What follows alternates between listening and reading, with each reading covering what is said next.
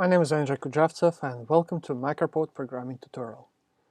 In this tutorial I'm going to cover how to program MacroPot controller parameters, how to enter to different macro settings and configurations, and how to determine the controllers, controller ranges, setup, the encoder behavioral, button behavioral, and so on. So in order to do that, we will be following the MacroPot programming text guide. And this is what I'm going to use for this video.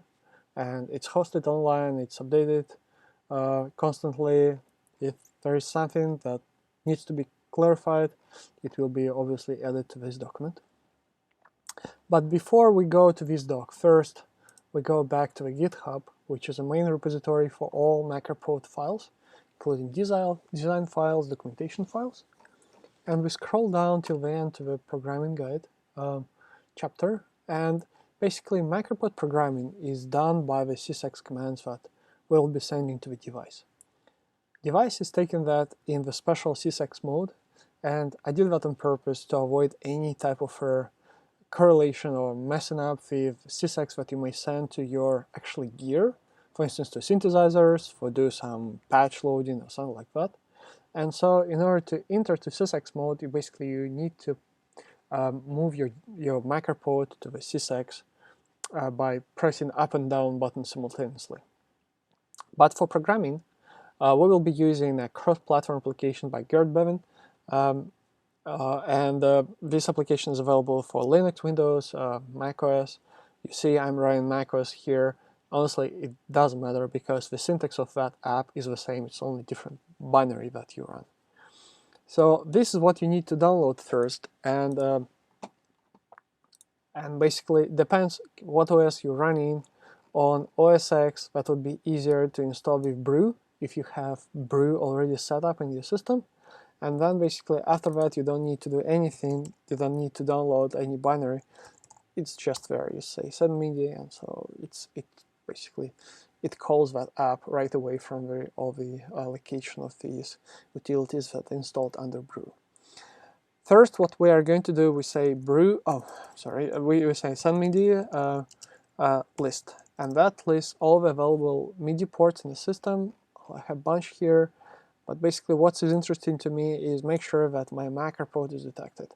MacroPot is visible under OS as 4 separate ports that allows you the flexibility to configure them separately. And if, for instance, you want to have port assigned to one DAW and another port assigned to another DAW, or just have them totally separate, that's ideal way to do so. Also, because basically you see 4 ports, you can use any of these 4 ports for SysEx programming. I'll be using port 1 just because it's more convenient. Then easier way to start with that would be downloading the whole repository. It's not big, it's just a few megabytes. And then basically inside the files you have a directory called SysEx scripts. And SysEx scripts is what we are going to use. So let's do the following. We press CD in terminal, change directory. Then we drop the SysEx script here and press enter. So after that we press ls. Right, we are inside that directory and we see the files here. I will start with very basics. Let's a little bit repeat what we did in assembly guide. Let's program default macros. Basically, MacroPot comes with some default macro combination, which I programmed to cover lots of different use cases and give you some examples how that's possibly to do. And first of all, it's readable in text. It has some notes here to make it easier for you. But let's just, to make it easier, let's program it. And programming is done by the command, by running the file which is in this directory called init.sh. That is a file that we are running under OS X or Linux. And under Windows we run init.bat. Basically, it's similar file, the only difference that init.bat calls Windows executables and media. That's the only difference between them. All the programming lines are the same. So let's enter to SysEx mode. While we are there, you see SysEx mode on the screen. And now you just say in the terminal init.sh. And now it takes few seconds, so you may see that terminal is doing something. It's not responding. Actually, it's sending line by line all of these configuration lines. And on MacroPot, it's totally different. Then you get a first SysEx message. It immediately brings you OK, up for exit. Means that if you press up, you exit from the SysEx programming mode. If you don't press up, MacroPot is waiting for another SysEx command. So that's why it's important. If you do like a real big programming for something long, like in this case, full configuration, which takes you, say, 50 seconds, that's important that you don't press OK, that you don't press up right away. Nice. Following, after you finished programming, it's important to press macrosys to any number at least once. By changing the macro, we actually, every time we change a macro, we are saving all the configuration to the EEPROM, including the state of the encoder. For instance, that is macro 0. I can put it to a lower position. Then I switch to macro 1, put it to the max position. And if I switch back to macro 0, you see it's in a lower position. Even I disconnect the power, the MacroPot will come by default to the last position I had before I changed the macro. So that's quite important. Okay, now let's start following the guide, and I will quickly explain it. Hopefully that will be not too much complicated for you. And I'll do my best, make it easier if I can. So we are using send MIDI to send all of these commands. I promise someday in future I will do that in a GUI interface, and that can be easier. But so far that's all we have. So send MIDI has different options. Send MIDI list is just one of options when you list all MIDI ports, but we will be using the option to send a SysEx data in hex format. Why we're using hex, not decimals? Many of commands, many of parameters actually should come in hex. And it's much easier to convert everything into hex before sending, just visually, to read it after. So the syntax of MIDI, send MIDI is following. We say send MIDI, then we say device that we want to use for sending the message. In that case, that will be MacroPot port 1. Then we say hex SysEx, and then SysEx bytes. And that's exactly what you will see if you open default configuration. That would be right here. Let me bring it here. MacroPot port, hex SysEx, and then some commands. What we will be doing the remaining part of that video is basically learning that syntax. Okay. Scroll down. Every SysEx message starts with footer and finishes starts with header and finishes with footer. I'm sorry. And so header is always F0, then following unique identifier of a device or class of device. I'm using just 7D for fun. It can be any number that MacroPot checks and directs to. Then we have some configurations that I'm going to cover quickly, and then we have a footer, which is always F7. The following after device ID, we set macro number that we want to edit. For instance, we can be at this point in a macro 3, for instance, and but we may edit macro 0. That is just a nice way to program hiddenly MacroPot while you do other things and switch over to this macro configuration. So you have to set up the macro that you want to edit, and that's why you can program multiple macros at the same time, not just your current macro. Then you select what actual configuration object you want to edit. There are multiple options here. Option 0 is we are configuring a push button. Encoder push button. The option 1 to 5 is for our controllers, 1 to 5. So just to remind you, MacroPot is capable to send simultaneously up to 5 controllers. It doesn't need to be all 5s, and I will explain you how to disable this, but it can do up to 5, and it can send it to different MIDI ports. And the final number 64 is basically global configuration for that we'll be using for macro configuration, such as macro name. You see, it's a macro 013, but then we can give it actual real name like merge, which pretty obvious what it means, or merge all and so on. Okay, finally, there is a parameters, basically, that's a set of bytes which doesn't have specific length. Its length is determined per object configuration that we are editing at the time, so it can be push button, it can be controller, it can be global, and for all of them, that size of bytes that following is different, and we finish in that with footer. So what MacroPot firmware does when it sees that sort of message, first of all, of course, it checks that header and footer are there, it checks that device ID is there, it checks number, macro number, the object that we are configuring, and then per object, it checks the length of these bytes.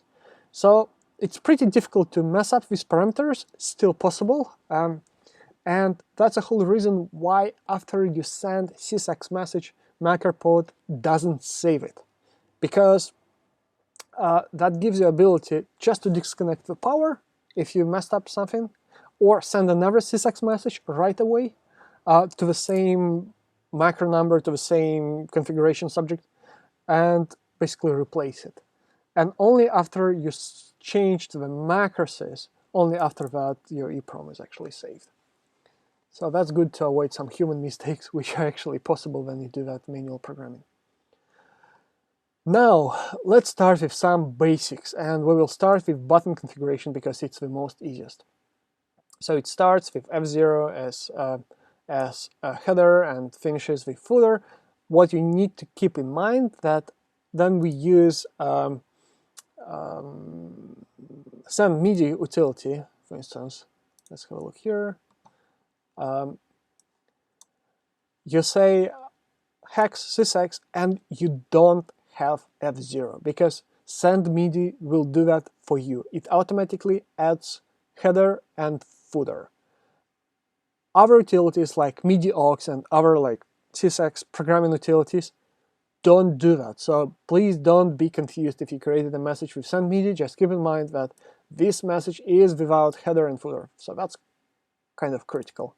That's why in all our examples we will skip that F0 and we will not be using F7, but they are there. They are physically transmitted by the utility. Now we do 7D, which unique identifier of MacroPot. Then we set a macro number that we want to edit and button in that macro. So single macro has only one button behavioral, and that's obvious because by pressing the button you identify what that button basically does, and you cannot it cannot be multiple behaviorals of the same button.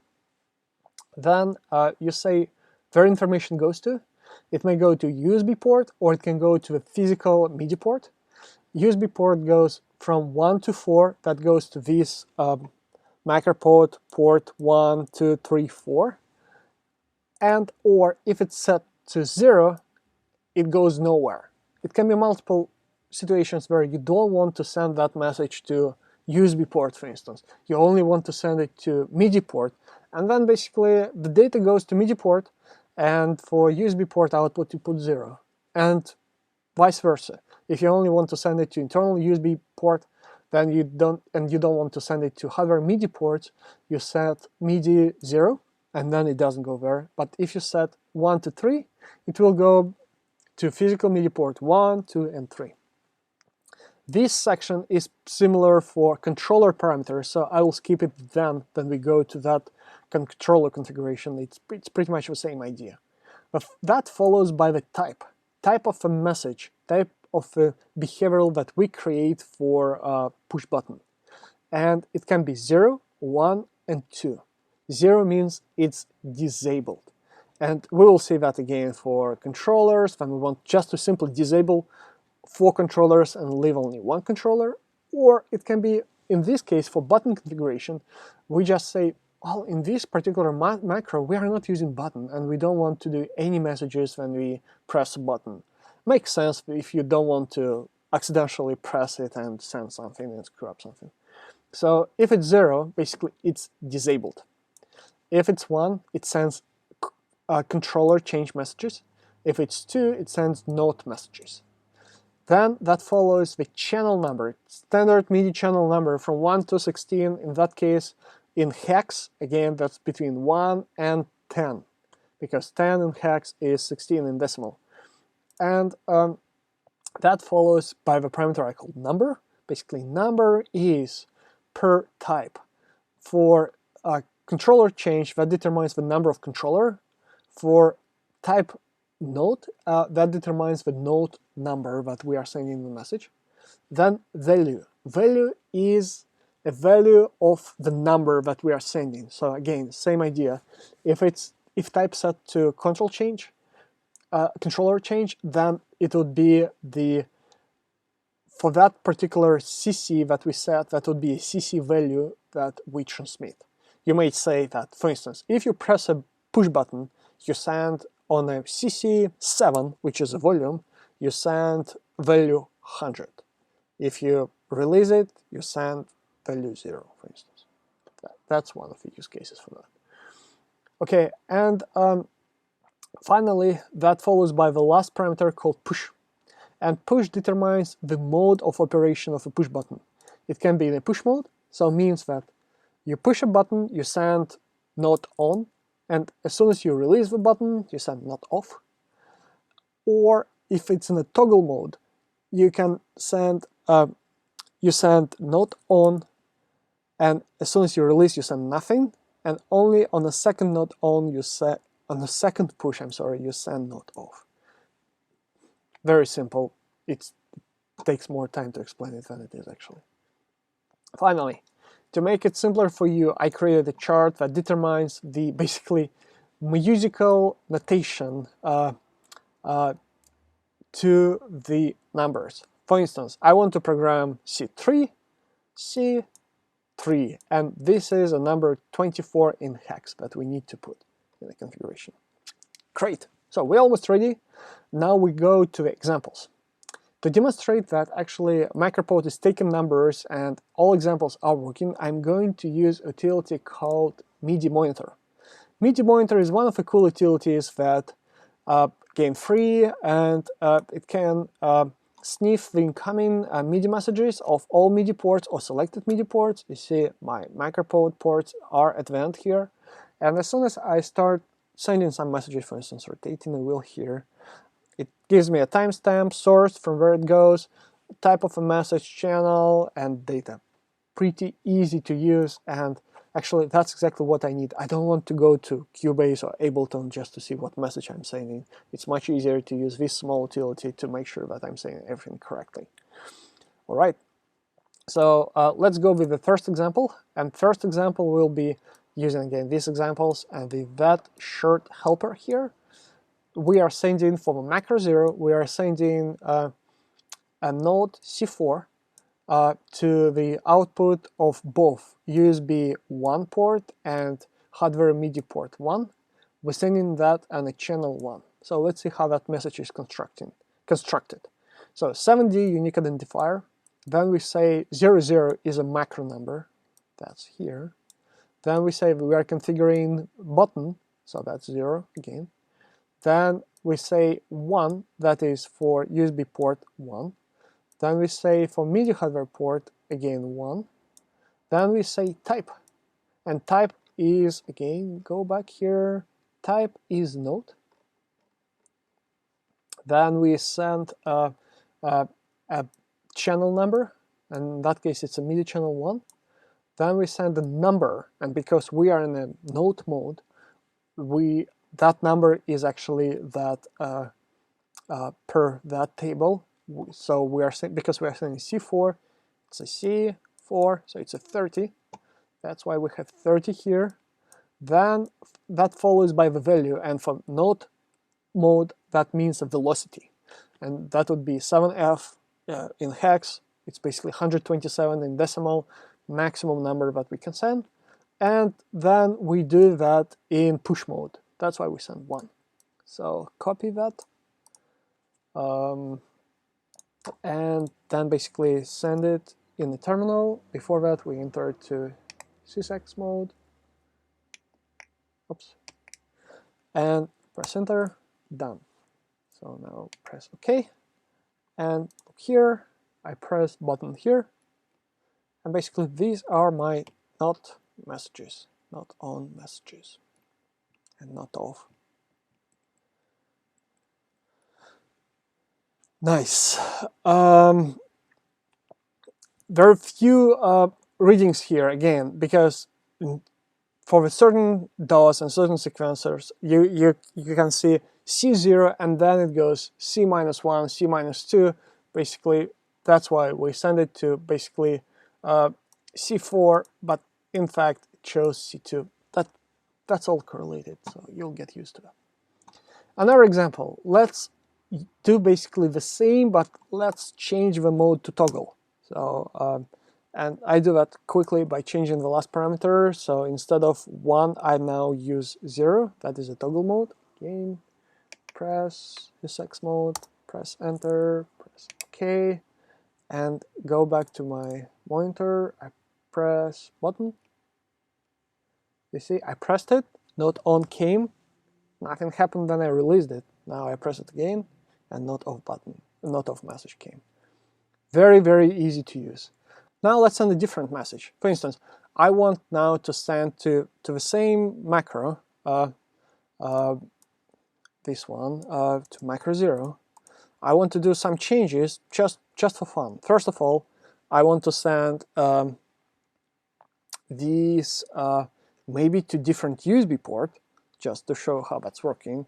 So USB port comes right after 0 configuration, so that is 01 here. I want to send it to second port. I will keep hardware media port on 1 because we cannot see that anyway.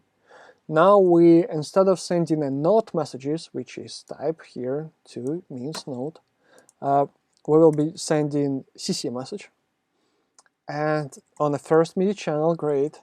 Let's change the CC from, I don't know, instead of 30, let's send it to, I don't know, 20. Oh, 7, easy. That would be a volume parameter. Then we will be sending 128, and we will be do that in push mode. We'll do that in push mode. Okay, again, enter to SysEx mode, press enter, up, clear here. See, it's working. So my control message volume, see, channel volume sends between 0 and 128, and see, and in between I moved it. That's why it got to another messages. Great. So that's pretty much it with buttons. As I said, that's really the easiest piece, but it gets you to that idea how you can program. And now we go to controller configuration. Controller configuration is way more interesting and honestly challenging.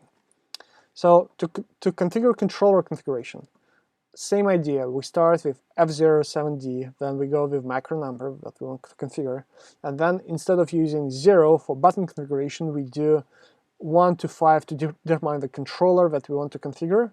Then same trick for USB ports, MIDI and USB, and you now know that. Then you set the type of a controller, and there are multiple types that currently support it. First of all, 0 means it's disabled. I totally have 5 controllers, and if I only want to send 1 controller, I need to disable another 4. By the default, in their basically in the default macro configuration, some macro only use 1 controller, some other macros use multiple controllers. So just keep in mind that you may need to disable some controllers, like 2, 3, 4, 5, just to make sure they don't send any information if you only want to use controller 1. That's why we can use 0. But there are other types. Type 1 is, again, a control change message. Type 2 is not message. So for instance, as soon as you get to some value where controller is triggered, you may send not message. And that's kind of cool, for instance. We will look at that later, but you can do really nice tricks when you may control some CC messages, and then as soon as you reach some value of encoder, just immediately you send a not message that can be used as another trigger in Ableton, for instance, to start another track or whatever. Then we can send program change message if you want to change a program of your synthesizer. That's pretty easy. Then it will be in future an RPN message support implemented. It's not currently there. If you want to participate in that, it's all yours. Code is open. You can do any changes. And there's a fifth mode, which is synclavier mode, which is amazing mode to integrate into the synclavier iPad, so it's synclavier Go application for iPad or synclavier Pocket application for iPhones. I have a separate video on the synclavier mode. Just I want to tell you that because that mode is so special, I support only one controller in that mode. So all other controllers will be ignored. And so you have to set your controllers to controller 1 to synclavier mode, and everything else, it may stay in a random position or can be completely disabled. And then MacroPot will be sending that synclavier specific information. If you set synclavier mode for controller, for instance, 2, 3, or 4, it simply will be ignored because that's not the way it's designed to operate. Then we are sending a byte that explains the channel number, then the basically number which defined per type, so that would be controller number if it's a CC, it can be node number, or it can be a program number for the program change. Then the interesting things are really starting. There is a low value and high value that we are sending. And low value determines the start value of the parameter. For instance, if we are sending control change message, low value determines what would be the lowest number of the controller value. For instance, if I send CC7, which is volume obviously, I can say my low value is 20, and all the values that MacroPot will be sending will start at 20. And if I say my high value is 100, it won't go above than 100 decimal, obviously. Map start and map end determines where controller starts within the all encoder range. Cool. And curve determines its curve, and velocity is just a velocity number if we are sending not on message. So again, I'm scrolling to get some more easier visuals here, and just to repeat everything again. This is our encoder range. So encoder from 0 to 127 in decimal. Within that encoder range, we place our controllers up to 5 pieces.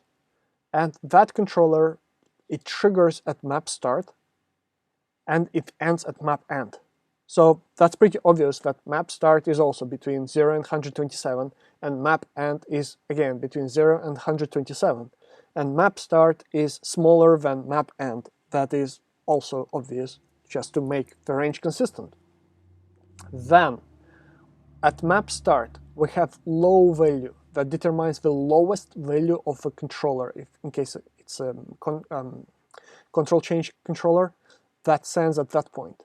And high value determines the highest value of a map, and curve is basically that type of a, well, similar to key curves that we have in the keyboards. And so if it's set to the middle positions, basically it's linear. If it's set to one or another, it has some deviation, logarithmic deviation. That can be, again, used for some other parameters. For instance, I don't want to change my attack of my VCA until I get to the basically the end of my controller. So it's changing a bit, and then it's rapidly changing, and that would be the way why you would ever need to use a curve for that. What's important that low value actually can be higher than high value.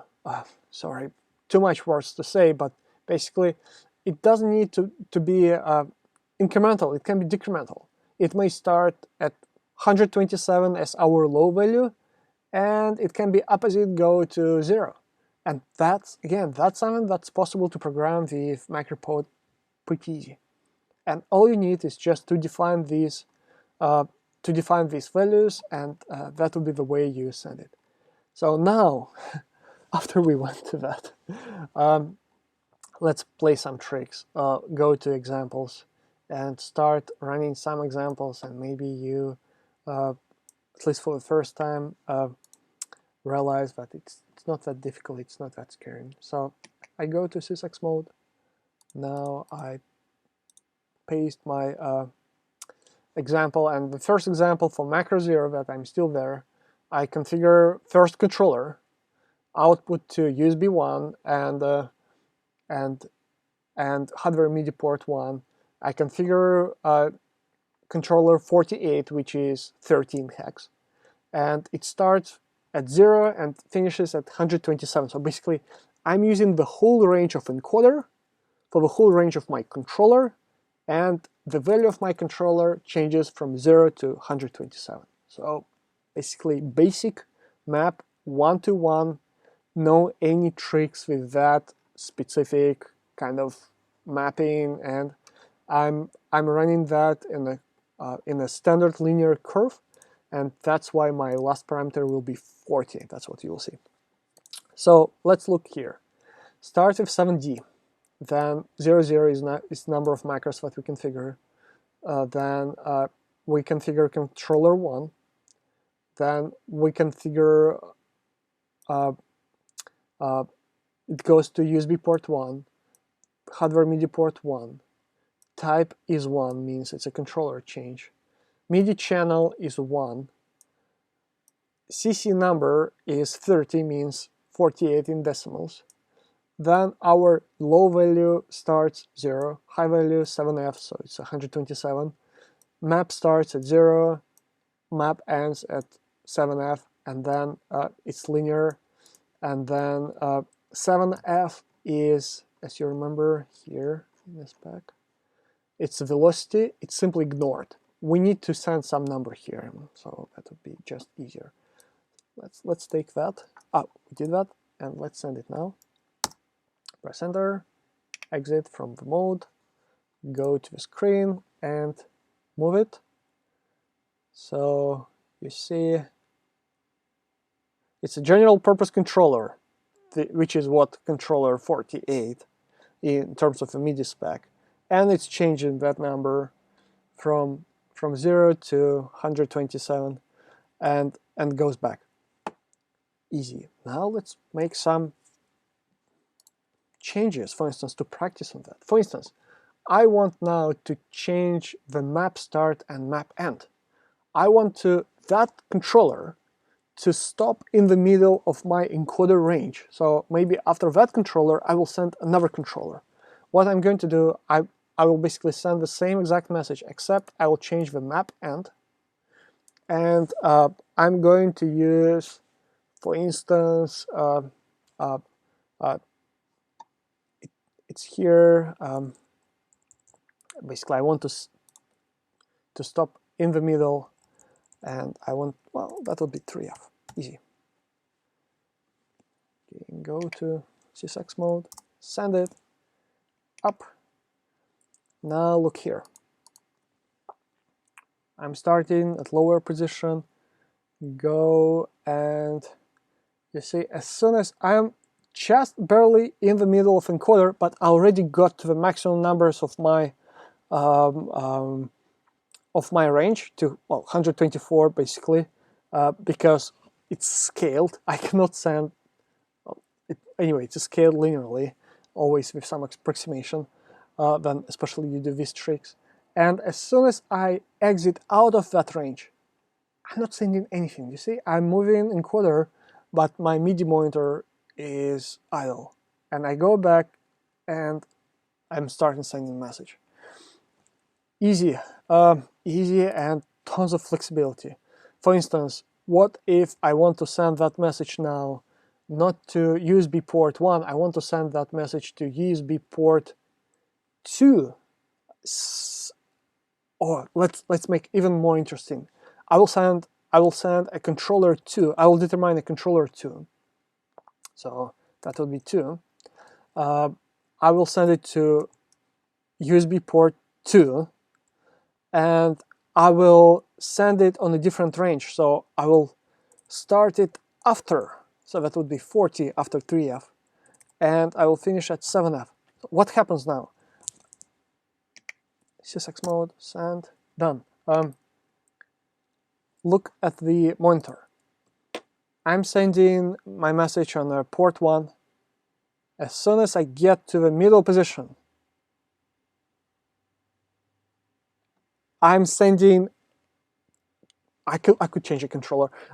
I'm sending the controller to the port 2, and it starts again from 0 to 128, which is approximated again within that range, and goes all the way up. So basically, I split my encoder range to send 2 controllers separately. That's a split.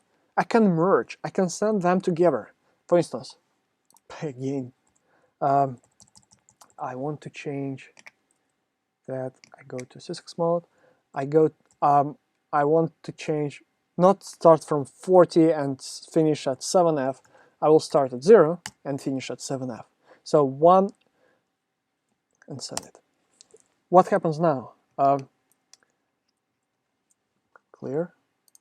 Make it easier for you.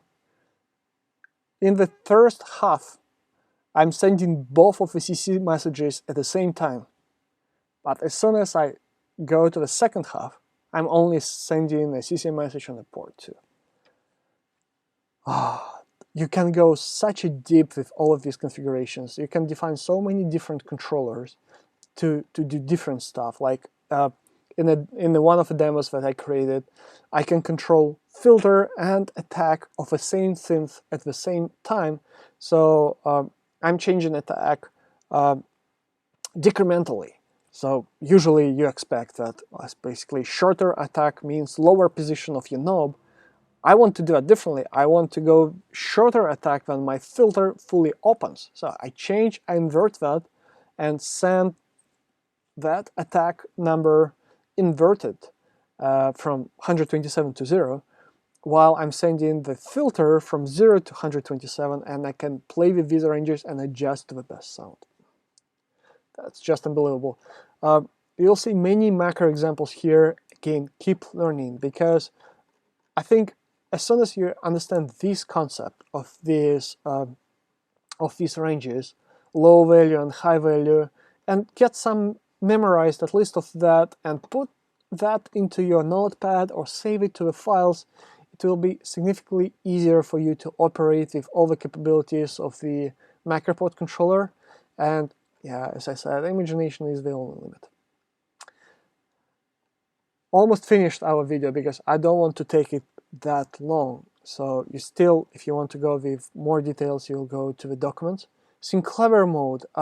I explained it a bit, that Synclavier mode has to be the only mode within the macro, the only controller within the macro. So what I did in the example that I sent, I configured my controller 1 to the Synclavier mode, which is 5, and I disable all other controllers, 0, 0, 0 in type message, no matter what you put here after that, because it's 0 means it's disabled. Let's go to the last one. Last one is just a macro configuration. Macro configuration has 2 parameters that I can edit. I can change a macro name, and I want to explain that because everyone wants to be unique and put unique macro name. Great, let's do that. And second configuration parameter, you can determine what you do with incoming MIDI data on a hardware MIDI port. So I can, through that data, and send it to another hardware port, like on a port 1 or on a port 2, or on a port 1 and 2 at the same time, and use my MacroPot as, I don't know, MIDI distributor, for instance. That would be a way to do that with MIDI through configurations. Kind of cool, I think. So let's look at that. In order to configure the macro name, you have to do the simple conversion. From the 7 characters that you can define from macro, you need to convert them to hex. Easier way is to use online tool for that. For instance, I want to say, how can I want to call the macro? I want to call it test. Nice. So I have 7 characters. I have to define all of them. Test is only 4 characters, so I have to put 3 spacebars. All right, 1, 2, 3. And then I hit convert. And this is basically the conversion of my, but I have to separate that by the space. So every 2 characters I have to separate with the space, because that's the way send media expects to get the data. Done. Okay, that would be the test that go onto the macro name. With that, I'm copying this number, and I'm going to create a message based on the example here. So what I need to do, first of all, I need to first begin part of the message, which starts with send media device MacroPort 1, then 7D unique identifier. Then I say I want to edit actually macro 0. Then for this macro 0, I'm going to the global configuration, which means 64, and then I send 7 bytes of my name. That would be this message. Oops. And the last message that determines, the last byte determines the media through. I'll explain it shortly. SysEx mode, press enter, up. Oh, you see, oh, my message changed to test. Easy. Great. What is the last parameter? How you determine the last parameter of media through? Media through is actually binary code. All you need to do is refer to a table.